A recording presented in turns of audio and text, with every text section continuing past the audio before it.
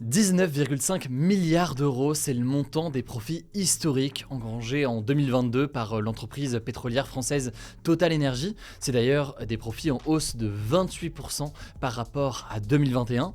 Sachant que là, on parle bien donc de la somme qu'il reste dans les caisses de Total une fois enlevées toutes les charges, tous les salaires, les impôts, etc. Il s'agit donc du bénéfice. Pour dire les choses, jamais l'entreprise n'avait dégagé un tel bénéfice. C'est le cas aussi pour toutes les autres compagnies pétrolières et gazières dans le monde. On peut parler d'ExxonMobil, de BP ou encore de Shell. Et ces profits records s'établissent dans un contexte de guerre en Ukraine. Une guerre en Ukraine qui a participé à une hausse des prix de l'énergie, surtout des prix du pétrole et du gaz. Or, alors que depuis un an, les Français sont frappés durement par ces hausses de prix, l'annonce de ces profits a énormément choqué.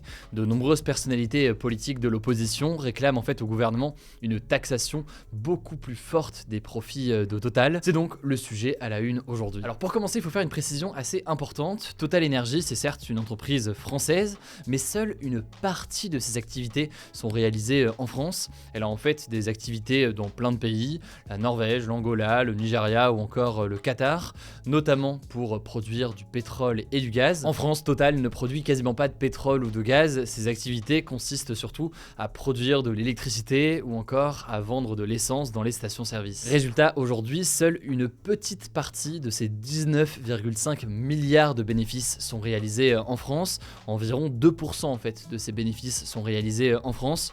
Ça correspond à 350 millions d'euros sur les 19,5 milliards au total. Il y a un principe assez fondamental dans l'économie mondiale dans la plupart des cas aujourd'hui. Normalement, en fait, une entreprise est imposée sur ses bénéfices dans le pays où elle réalise ces mêmes bénéfices, peu importe donc la nationalité de l'entreprise. Alors tout cela pose une question centrale sur ce que l'on appelle parfois l'optimisation fiscale, donc le fait donc d'échapper à l'impôt en déclarant des activités dans tel ou tel endroit. Je ne vais pas rentrer dans les détails aujourd'hui, ça fera l'objet d'une actualité un autre jour, mais donc ce qu'il faut comprendre ici, même si j'en suis conscient que c'est assez complexe, c'est que le gouvernement français ne pourrait a priori que taxer Total sur la partie de ses bénéfices qui sont officiellement réalisés en France et pas donc sur les 19 milliards d'euros de bénéfices qui ont été réalisés cette année. Et donc je le disais, cette partie des bénéfices réalisés en France, ça correspond à environ 350 millions d'euros. Mais donc concrètement, que réclament ceux qui veulent une taxe sur les super profits? Eh bien en fait, certains appellent à rajouter en plus de la taxe classique sur les bénéfices, une taxe sur ces super profits. On entend en fait par super profits des profits exceptionnels qui ont été réalisés lors de la période du Covid ou alors lors de la période de flambée des prix de l'énergie que l'on a en ce moment. Pour Total Energy, mais aussi donc pour toutes les entreprises qui ont réalisé des profits très importants et supérieurs à d'habitude du fait de cette période-là. Alors il faut noter que plusieurs pays européens, dont la France, ont déjà mis en place une taxe sur ces super profits des groupes énergétiques. Cette taxe s'était fait fin septembre au niveau européen. Et d'ailleurs, officiellement, ça ne s'appelle pas une taxe, mais une contribution de solidarité. Je vous épargne le calcul, mais le patron de Total Energy, Patrick Pouyanné, affirmait en octobre que ça avait occasionné pour Total Energy près de 2 milliards d'euros d'impôts supplémentaires en Europe. Bref, il y a donc déjà quelque chose qui a été mis en place à l'échelle européenne. Cela dit, cette taxe, elle est jugée largement insuffisante par plusieurs responsables politiques de l'opposition. On a beaucoup entendu, notamment ces derniers jours, certains députés comme François Ruffin par exemple, qui est proche de Jean-Luc Mélenchon et de la NUPES, donc l'alliance à gauche, qui veut une taxation encore plus forte pour ensuite redistribuer ces richesses d'une manière ou d'une autre. On en entend beaucoup parler dans le cadre de la réforme des retraites, mais c'est un débat qui revient régulièrement sur cette question de la redistribution de la richesse et notamment de ses bénéfices. Et au passage, je ne rentre pas dans les détails aujourd'hui, on en reparlera, mais il faut savoir qu'une majorité de ces bénéfices réalisés par Total ces dernières années ont été redistribués sous forme de dividendes aux actionnaires, autrement dit donc à ceux qui détiennent des parts et des actions du groupe Total. Alors de son côté, Patrick Pouyanné, qui défend donc son entreprise Total Energy, estime que Total participe déjà d'une certaine façon à redistribuer aux Français les plus modestes. Il dit que Total a notamment rendu, c'est le terme qu'il utilise, 550 millions d'euros aux automobilistes avec les rabais à la pompe, les réductions donc au prix à la pompe qui ont été accordées dans les stations Total Energy pendant plusieurs mois à l'automne dernier. En effet, on en avait parlé sur la chaîne, Total appliquait une remise de 20 centimes par litre, puis de 10 centimes par litre, en plus plus de la remise du gouvernement. Cela dit donc, vous l'aurez compris, c'est une remise sur une hausse des prix de l'essence qui, vous l'aurez compris, bénéficie aujourd'hui grandement à Total. Bref, vous l'aurez compris et vous l'imaginez, Total n'est pas favorable à une nouvelle taxe sur les super profits, comme le propose par exemple François Ruffin à gauche. Eux estiment que ces bénéfices records permettent aussi d'augmenter l'investissement dans les énergies renouvelables.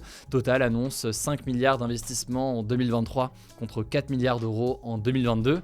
Mais en même temps, et c'est là aussi ce que répondent de nombreuses ONG écologistes, il faut savoir que Total réalisera 12 milliards de nouveaux investissements dans les énergies fossiles. 12 milliards, donc beaucoup plus que les énergies renouvelables, avec des investissements notamment dans le pétrole et avec notamment des projets dont on a déjà beaucoup parlé sur la chaîne, notamment des projets d'extraction de pétrole en Afrique. Tout cela du coup inquiète de nombreuses ONG ou encore les experts du GIEC, le groupe d'experts de l'ONU sur le climat, qui explique qu'il faut baisser notre utilisation de ces sources d'énergie pour avoir une chance de réduire les réchauffements climatiques à 2 degrés maximum. Bref, j'en suis conscient, c'est une question extrêmement complexe, c'est peut-être un des sujets les plus durs qu'on a eu à aborder et résumer en tout cas comme ça en si peu de temps. Et encore, j'ai pas parlé plus en détail de la question des dividendes, ni évidemment de la question environnementale qu'on pourrait évoquer pendant beaucoup plus longtemps dans le cas de Total Energy. On en a déjà parlé beaucoup dans le passé, je vous mets des liens en description pour en savoir plus et on continuera évidemment à en reparler. Là on était vraiment sur la question de la fiscalité, une question d'ailleurs qui se pose, vous l'aurez compris, pour d'autres entreprises. Je vous laisse avec Blanche tout de suite pour les actualités en bref. Merci Hugo et salut tout le monde. Première actu qui concerne la guerre en Ukraine. Une attaque significative de la Russie avec des missiles et des drones a eu lieu ce vendredi matin. Alors il n'y a pas de victimes à ce stade, mais des sites énergétiques ont été touchés. Il faut savoir que depuis octobre dernier, l'armée russe vise fréquemment des sites énergétiques qui produisent notamment de l'électricité, ce qui plonge des millions d'habitants dans le froid et dans le noir en plein hiver. Cette nouvelle attaque intervient aussi au lendemain des visites en Europe du président ukrainien Volodymyr Zelensky pour demander à ses alliés européens davantage d'armes. Et pour justifier ça, Zelensky avait déclaré s'attendre à de nouvelles offensives de la Russie. Deuxième actu, toujours en rapport avec l'Ukraine, on en parlait ce jeudi, le président français Emmanuel Macron a remis la Grand Croix de la Légion d'honneur, qui est la plus haute distinction française, à Volodymyr Zelensky lors de sa visite express à Paris ce mercredi. Et cette attribution a relancé les débats autour du retrait de celle du président russe Vladimir Poutine, qui avait également reçu cette médaille en 2006 par le président de l'époque Jacques Chirac. Cette décision avait d'ailleurs déjà soulevé pas mal de critiques. Alors Emmanuel Macron n'a pas écarté la possibilité de retirer cette médaille à Vladimir Poutine, mais a estimé, je cite, qu'il faut apprécier le bon moment pour le faire, parlant d'une question symbolique mais d'importance. Troisième actu en France, la chaîne de télé C8 a été condamnée à une amende record de 3,5 millions d'euros par l'Arcom, l'ancien CSA, qui est le gendarme de l'audiovisuel. La raison de cette amende, ce sont les propos qu'avait tenus Cyril Hanouna sur l'émission Touche pas à mon poste le 10 novembre dernier. Ce jour-là, il avait reçu le député de la France Insoumise Louis Boyard qui avait critiqué Vincent Bolloré, le propriétaire du groupe Canal+,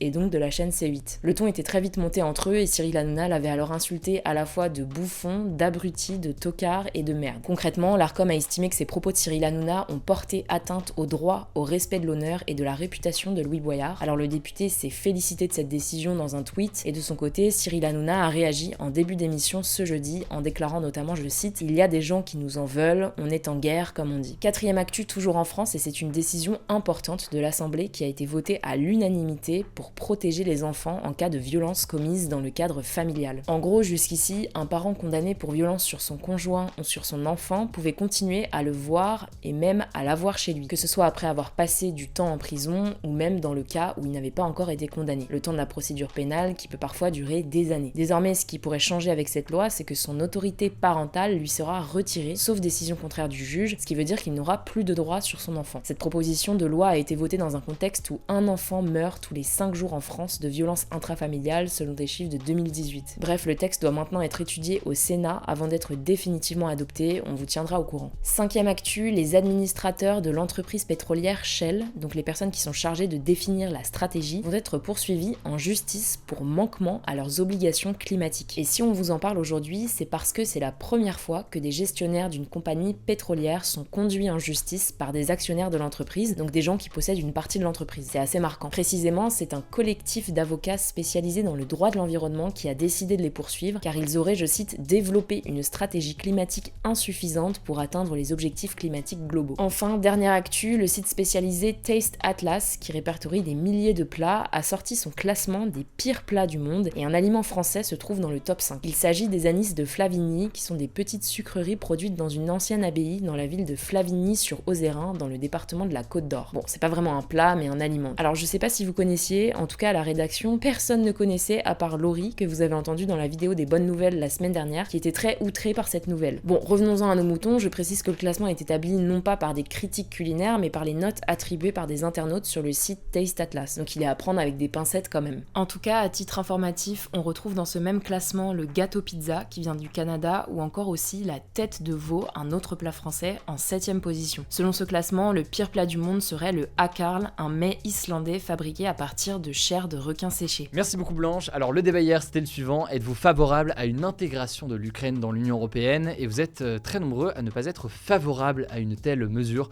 et une telle intégration de l'Ukraine. Quant au débat aujourd'hui c'est le suivant, êtes-vous favorable à une taxe sur les super profits des entreprises? Et pour participer ça se passe directement dans l'onglet communauté de cette chaîne YouTube. Écoutez, voilà tout pour aujourd'hui, mais heureusement il y a une nouvelle vidéo qui sort sur notre chaîne YouTube principale ce dimanche. C'est une vidéo concernant ChatGPT. On a essayé de résumer et de vous donner un maximum d'éléments pour comprendre ce qui se joue sous nos yeux en ce moment avec ChatGPT. Rendez-vous du coup dimanche sur notre chaîne YouTube principale que je mets directement en description. Écoutez, je crois que j'ai tout dit, prenez soin de vous, prenez soin de nos proches et puis on se dit à très vite.